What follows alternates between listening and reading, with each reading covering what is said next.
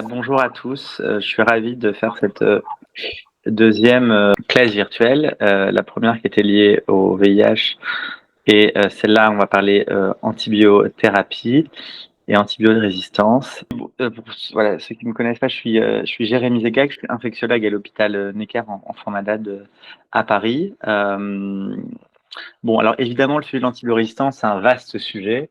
On a 20 minutes, donc j'ai essayé de faire des trucs un peu pratiques, comme j'ai l'habitude de faire, avec des choses, voilà, pour que vous sortiez au moins avec 3-4 notions à la fin de ces 30 minutes. On va essayer de redéfinir ensemble qu'est-ce que c'est que l'antibiorésistance, voir aussi comment est-ce qu'on peut avoir un bon usage des antibiotiques. C'est un terme qu'on utilise beaucoup, mais vous allez voir qui est très très important. En une diapo, je vous rappellerai quels sont les antibiotiques polluants et ceux qu'il faut donc éviter d'utiliser régulièrement. On essaiera ensuite de réduire la consommation d'antibiotiques. Quelles sont les pistes de réduction des antibiotiques? Et il fallait faire un choix parce qu'on n'avait que 20 minutes. J'hésitais entre faire le poumon, faire le pipi. Et donc finalement, ce sera du pipi parce que je me dis que vous en voyez quand même pas mal. Je referai un petit point sur les cystites et on fera un petit cas clinique sur les BLSE en ville, qui, comme vous le savez probablement, n'est pas un non-sujet, voilà, et qui va ne faire que d'augmenter. Hop. Antibiorésistance, résistance aux antibiotiques. Vous le savez, c'est probablement la plus grande menace médicale des prochaines années, hein.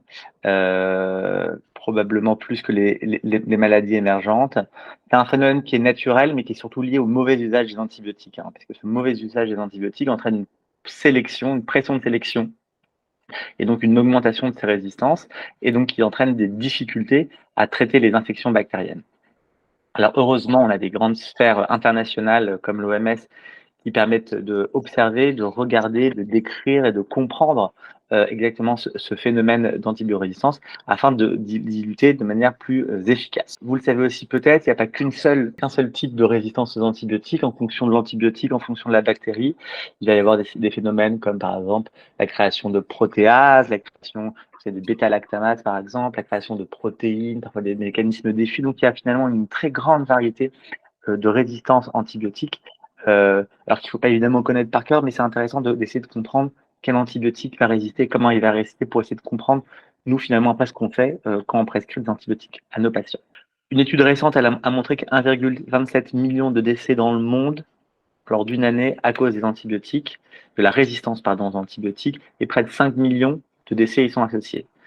Pour un petit rappel, en faisant la présentation, j'ai regardé hier là, les dernières données de l'OMS sur les décès liés au Covid, sur le début du Covid-19, donc sur les 3 ans et demi, c'est même pas 7 millions. Ok, donc c'est même pas, c'est un chiffre qui est énorme, mais quand je vous parlais de menaces graves, l'antibiorésistance tue plus que, et en tout cas a plus tué depuis 2009 que le Covid. Et en 2019, 80% des prescriptions antibiotiques en France étaient émises en médecine de ville, selon l'ANSM. Donc là, vraiment, et donc je suis super content de faire ce cours avec vous, parce qu'on se rend compte vraiment la place primordiale des médecins généralistes. Et on va rediscuter, on va parler de la téléconsultation, mais à quel point vous avez un rôle majeur pour faire changer les choses. 80%, c'est pas rien. Alors, la résistance à l'Escherichia coli, qui est une bactérie que vous connaissez tous, hein, qui est la grande bactérie des infections urinaires, eh ben, on voit qu'on a une augmentation de la résistance au fluoroquinolone et au C3G, hein, qui sont les antibiotiques de choix, les antibiotiques clés dans le traitement de ces infections urinaires, avec un gradient toujours, ce fameux gradient nord-sud, vous savez, la Grèce, l'Italie, qui sont des grands consommateurs, comme la France, vous me direz, mais d'antibiotiques, et ben, surtout aujourd'hui avec des Escherichia coli multirésistants, alors des BLSE, mais on a aussi d'autres. Ça c'est beaucoup plus rare, mais c'est malheureusement de moins en moins rare. On a même des BLSE, c'est même plus des BLSE, ce sont des carbapénénases, donc qui ont des résistances au carbapénème, qui sont, vous savez, les médicaments qu'on utilise souvent lorsqu'on a des BLSE. Et puis on a encore d'autres bactéries qu'on appelle Escherichia coli OXA48, NDM de New Delhi, qui sont des bactéries qui deviennent résistantes à quasiment toutes les classes thérapeutiques. En France, les colis, on a moins de 40% de résistance de souches multirésistantes et on en a environ plus de 20% qui sont résistantes à 2 classes d'antibiotiques. Ça, c'est un graphique du nombre de production de BLSE. BLSE, je vous rappelle, production bêta-lactamine, production de bêta-lactamine résistante. Et donc, en gros, on voit qu'entre 2002 et 2016, on a une augmentation par 13 du nombre de ces BLSE. D'accord? Et là aussi, je fais un petit focus sur la ville. 3 à 6% des bactéries retrouvées sont porteuses d'une BLSE. Ok? Donc, vous en avez probablement été déjà confronté. Vous le serez confronté dans le futur. Mais c'est à prendre en compte parfois, pas souvent, on va en parler, dans le choix de l'antibiothérapie. Un graphique super simple, plus on met des antibiotiques, là voilà, on fait la consommation totale d'antibiotiques par rapport à l'augmentation du strepto résistant, et ben plus on consomme des antibiotiques, plus on a augmentation des résistances. Et comme vous le voyez, la France fait partie des mauvais élèves avec le Portugal ou avec l'Espagne et la Grèce, et on a du coup beaucoup de consommation d'antibiotiques et donc beaucoup de consommation de résistance. Et donc là, c'est vrai que ces schémas ils sont quand même importants parce qu'ils sont simples à comprendre et on se rend compte qu'il y a un vrai rôle à jouer. Comme d'habitude, les Norvégiens, les Danois, les Pays-Bas, où il faut vraiment je ne sais pas si un jour vous êtes allé en Allemagne aussi, si vous voulez avoir un antibiotique chez un médecin généraliste, je peux dire qu'il faut vous lever de bonne heure pour qu'un médecin vous donne un antibiotique. Et souvent, en fait, ils ont raison. Alors, le bon usage, pardon, là, une faute, bon usage des antibiotiques, la solution la plus efficace. La solution la plus efficace, c'est de s'abstenir. Ok? Donc, dans la grande majorité des cas, je sais que c'est compliqué, là, on va en discuter, il ne faut pas donner des antibiotiques. Donc là, je vous ai mis les situations dans lesquelles les antibiotiques ne sont pas recommandés. Et là, c'est grosso modo des situations que vous voyez vous régulièrement. Ok? C'est vraiment des situations de médecine de vie. C'est la fièvre isolée, pas d'antibiotiques. Un patient qui arrive, il a un épisode fébrile, j'ai eu 38, c'est pas parce que j'ai eu 38 ou 39. Il n'y a pas de point d'appel clinique, il n'y a rien, il n'y a pas d'antibiotiques. Une élévation isolée de la CRP, pareil, la CRP, c'est un examen qu'on prescrit tout le temps dans n'importe quel bilan. Un patient qui arrive, genre un bilan global, on va lui prescrire une CRP, on se retrouve avec des dizaines de CRP, on ne sait pas à quoi en faire, on ne traite pas une CRP. La bronchite aiguë de l'adulte, l'angine à TDR négatif, et on va rediscuter, les tests de diagnostic rapide sont des textes hyper importants. Aucun patient qui arrive pour une angine, même le patient qui vous dit j'ai une angine blanche, alors là, il faudra qu'on réfléchisse avec la téléconsultation, mais je sais que dans certaines stations qui sont entreposées, notamment Médadom, qui sont entreposées dans des pharmacies, probablement il y a peut-être un travail à faire avec les pharmaciens pour que le patient puisse se faire son TDR tout seul, c'est quand même assez facile. Certains patients se font par exemple le dépistage des infections sexuellement transmissibles. Les patients se font des auto-écouvillons pharyngés, ils peuvent se faire un TDR très simplement. On devrait donner aucune antibiothérapie pour n'importe quelle angine. Les patients qui disent j'ai une angine, et souvent le problème c'est que c'est les patients qui viennent. J'ai une angine blanche, cette phrase vous l'avez entendue 250 fois, j'en suis sûr. J'ai une angine blanche, j'ai des ganglions, j'ai besoin d'un antibiotique. Dans 90% des angines sont virales. Okay, qu'elles soient blanches, jaunes ou vertes, elles sont virales. Les bactérioses asymptomatiques, pareil, on ne traite pas des ECB, on traite des symptômes. On va rediscuter un petit peu après dans la cystite. Les furoncles, à part les furonculoses de la face, mais normalement, elles n'ont pas besoin d'antibiotiques. Les morsures de tiques, les recommandations, elles sont changées il y a 3-4 ans sur les morsures de tiques. Vous savez que le taux de Lyme est quand même extrêmement faible en France. Et donc, à part si le patient va vraiment présenter un tableau d'érythème migrant, s'il n'y a pas d'antibiothérapie à donner pour chaque morsure de tique. Les plaies, les écarts non plus. Le fameux au cas où il y aurait peut-être une infection. Non, en fait, il faut vraiment essayer de prendre du temps pour essayer de se poser la question, est-ce qu'il y a vraiment une infection bactérienne là-dessous? Les exacerbations de BPC au stade 0. Les pharyngites aiguës, c'est compliqué, hein. Je me doute, hein, vous êtes en médecine de ville, vous avez en téléconsultation, vous avez 7 minutes, le patient il est au bout de sa vie dans son lit en train de moucher, il a 38 de fièvre, il a un tableau typique de rhinopharyngite, il appelle un médecin qui voit une fois, qui ne reverra probablement pas, il n'a qu'une seule envie, c'est d'avoir des antibiotiques pour se sentir malade, et dire à un patient qui a une rhinopharyngite, qui est au bout de sa vie dans son lit, vous avez une rhinopharyngite aiguë qui est virale, du Doliprane, mouchez-vous avec du sérum physiologique et reposez-vous. C'est difficile à dire, mais en fait, il faut vraiment pas donner d'antibiotiques orinopharyngiques. Les otites moyennes aiguës, les otites externes. Les situations dans lesquelles on peut différer l'antibiotique avec des réévaluations des patients, c'est la sinusite maxillaire de l'adulte, la sinusite de l'enfant, on peut réévaluer un peu à 48 heures, voir comment la fièvre s'est amendée, les symptômes, la bronchite ou l'OMA chez l'enfant de plus de 2 ans. Alors, quels sont les antibiotiques les plus polluants? Les antibiotiques les plus polluants que vous connaissez bien, je pense qui ont un impact majeur sur la biodiversité du microbiote. Moi, j'ai récemment pris de l'augmentin pour un problème dentaire, pour une infection de la dent. Je veux dire, je pense que mon microbiote s'en rappelle, voilà, 15 jours plus tard. Ça détruit vraiment le microbiote intestinal. Donc, il faut éviter autant que possible de prescrire ces antibiotiques. L'augmentin, Ok, les fluoroquinolones, vous le savez, ce sont des médicaments qui vont donner beaucoup d'infections, d'augmentation de résistance.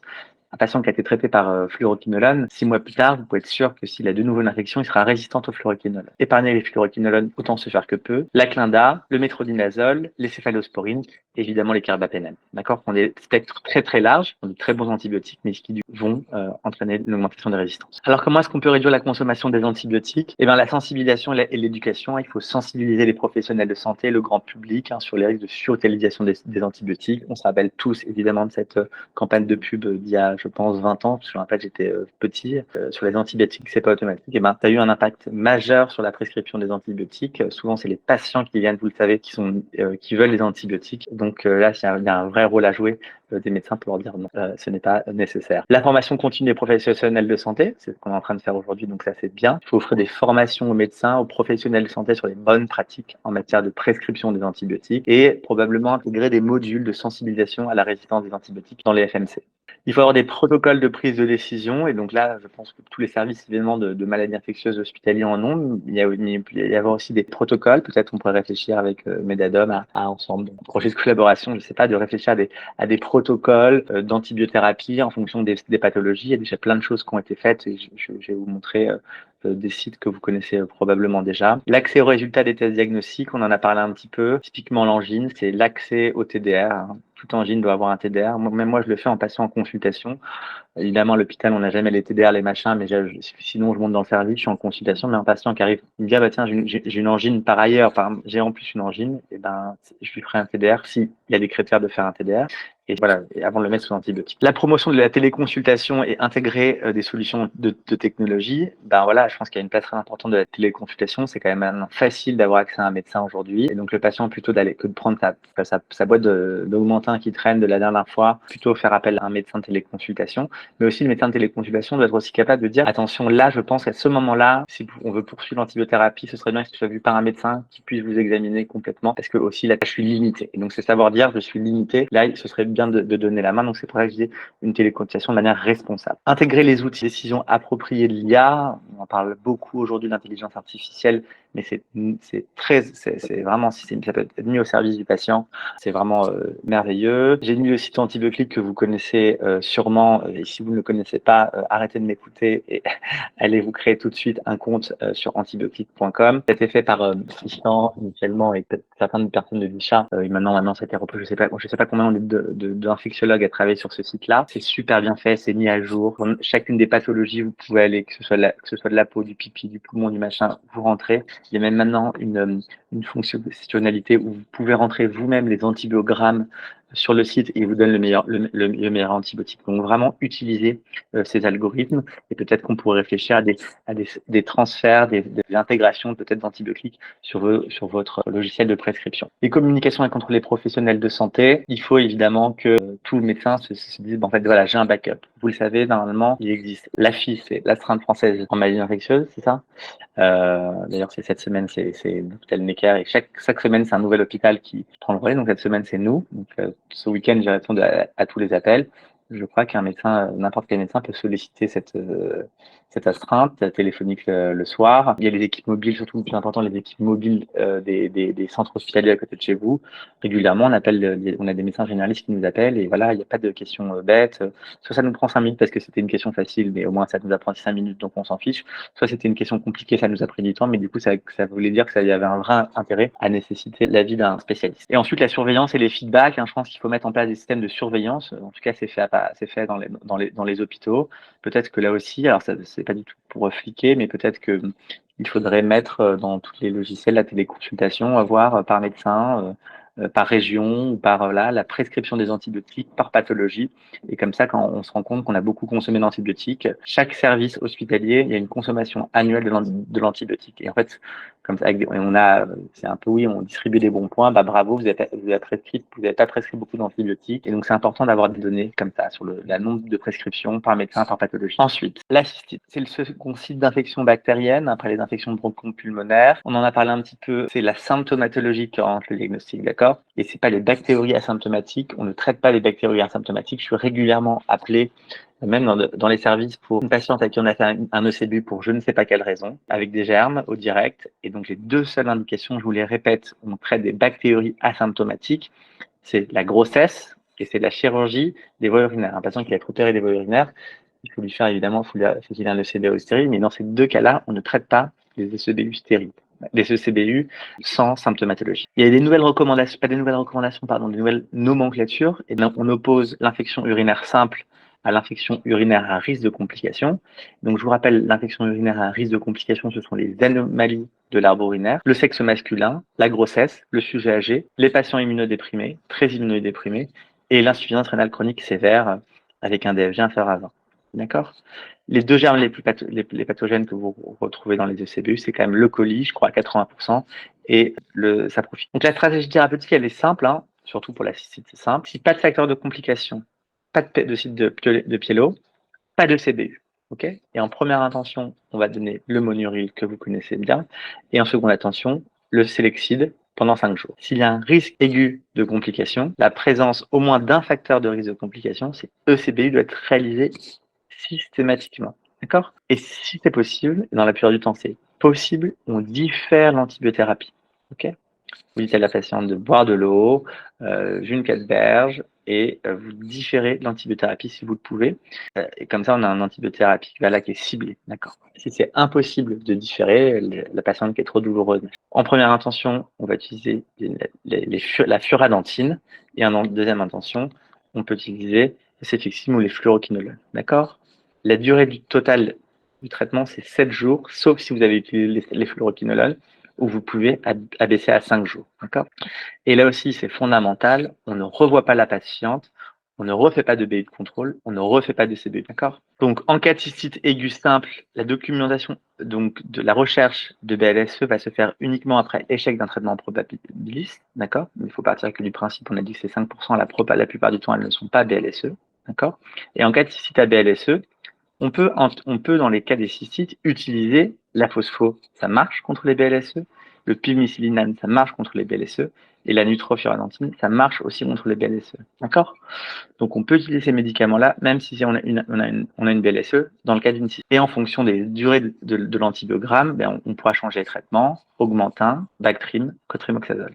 Okay. Allez, on va finir rapidement avec un cas clinique. Enfin, il reste un peu 10 minutes. Parce que ça, je pense que c'est vraiment une situation que vous pouvez avoir en ville. C'est l'histoire de Jean qui a 74 ans, qui a pris sur antibiotiques, ce cas clinique. C'est Jean, 74 ans, qui a comme antécédent une hypertrophie bénigne de prostate, qui est traité. Il avait reçu il y a 2 mois, de l'amoxicilline, okay, puis de l'Augmentin, pour une sinusite maxillaire au retour d'un voyage en Inde. Déjà, Inde, ça veut vous dire BLSE. Il présente depuis 24 heures de la fièvre à 38 degrés, des brûlures mictionnelles et des douleurs pelviennes. La BU est positive en leuco et en nitrite. Vous diagnostiquez une infection urinaire prostatite. Quelles sont d'après vous les informations, les facteurs de risque de BLSE? Alors, on va pas jouer en interactif parce que c'est un petit peu compliqué, mais réfléchissez 3 secondes. Les facteurs de risque de BLSE, eh ben, c'est l'âge, c'est le sexe masculin, c'est l'HBPP, c'est l'hypertrophie bénigne de prostate, c'est d'avoir reçu des antibiotiques dans les moins de 3 mois, et c'est d'avoir voyagé à l'étranger dans les moins de 6 mois. Donc en fait, c'est tout ça, ce sont des signes de BLSE. Quelles sont les situations d'initiation d'un traitement probabiliste d'une infection urinaire masculine et quelles molécules sont utilisables? Ceftriaxone, l'Augmentin, l'évofloxacine, la cefixime, cotrimoxazole ou la ciprofloxacine. Là, on en a un petit peu parlé. En probabilisme d'une infection urinaire, okay, donc ce qui va se passer, c'est qu'on va faire le CBI du patient et on va souvent pas attendre les résultats. Souvent, les patients, là, on l'a vu, ils sont fébriles, ils sont symptomatiques et donc on va les traiter. Et donc, quand même, les médicaments de choix à utiliser pour une prostatique avec une bonne diffusion dans la prostate, ce sont la ceftriaxone, d'accord? Donc, le patient va recevoir, typiquement, ce qui se passe, c'est qu'il passe aux urgences, il revoit ensuite son médecin traitant. Et ben, on va lui faire 3 jours de ceftriaxone, okay, avec une infirmière à domicile. Et une fois qu'on récupère le dossier de l'ECBU, et ben, on adapte par rapport à l'ECBU. L'effofloxacine, la ciprofloxacine sont des bons médicaments qui pénètrent très bien dans la prostate. D'accord? La petite feinte, et attention, et j'espère que ça, c'est un des grands messages qu'il va falloir retenir. L'acide clavulanique va permettre d'inhiber la présence des bêta-lactamases. Donc, souvent, l'ECBU qui va vous être rendu va être Augmentin sensible. mais ça ne présage pas de l'efficacité clinique.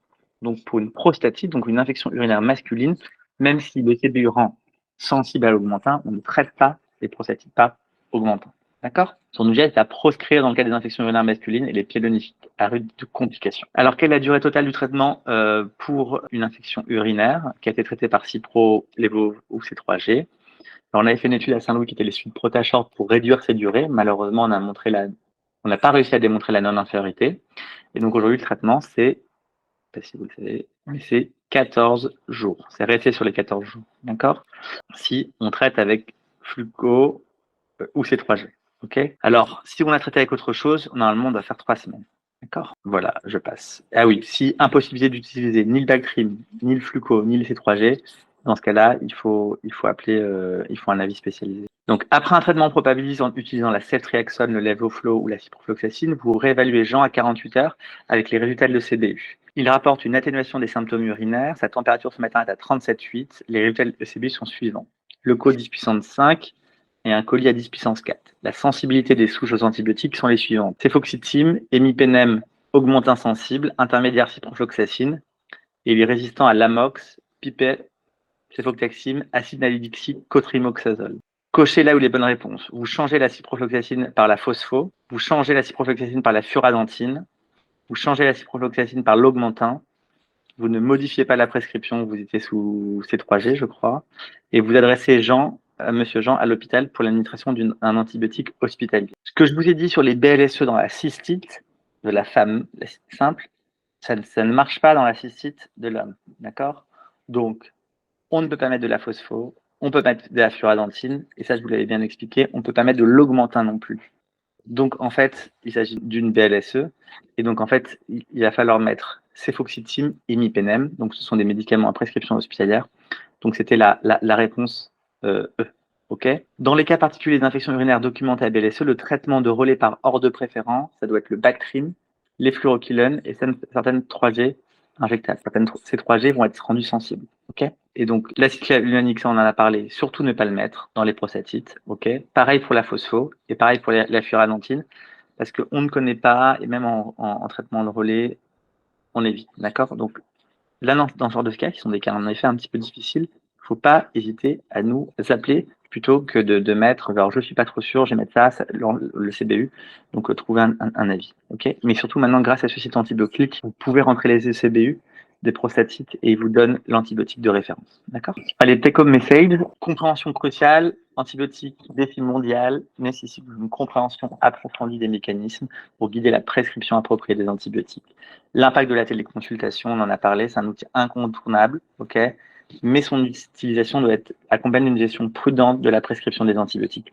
C'est compliqué, je pense que vous êtes vraiment en première ligne, vous ne connaissez pas les patients et vous pouvez vous dire, bon, c'est pas grave, je ne le reverrai pas, non. Vous avez vraiment un rôle à jouer. Votre rôle, c'est de dire non, vous n'aurez pas d'antibiotiques s'il n'y a pas vraiment une vraie indication à mettre des antibiotiques. Okay. Le rôle central des médecins généralistes, on en a parlé. 80%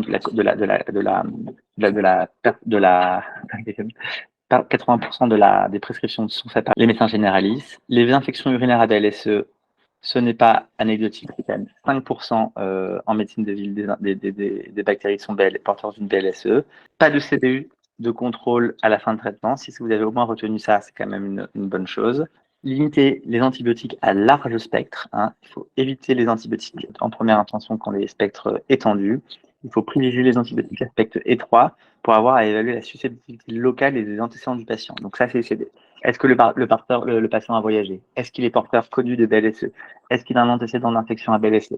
Est-ce qu'il a, voilà. Donc, essayez de voir qu'est-ce qu'il pourrait faire, quels sont les arguments qui pourraient nous dire qu'il est porteur de BLSE. Et la téléconsultation responsable. La téléconsultation, exige une communication transparente, une évaluation minutieuse des symptômes. J'ai marqué, et c'est vrai, c'est que vous pouvez, même si je sais que les consultations, elles sont rapides, vous avez, en plus, surtout grâce à Métadome, quand même pas mal d'outils. Je sais que vous avez des stétos, vous avez la prise de température, vous avez l'autoscope, vous avez le dermatoscope. Enfin, ça peut être fait sur certaines stations. Voilà. Donc, et surtout, c'est l'interrogatoire. C'est d'essayer de prendre du temps avec les patients pour réduire la prescription des antibiotiques. Et voilà, et il reste, je suis désolé, 1 minute, mais bon, moi je suis disponible à mais je sais pas, si vous voulez me poser des questions.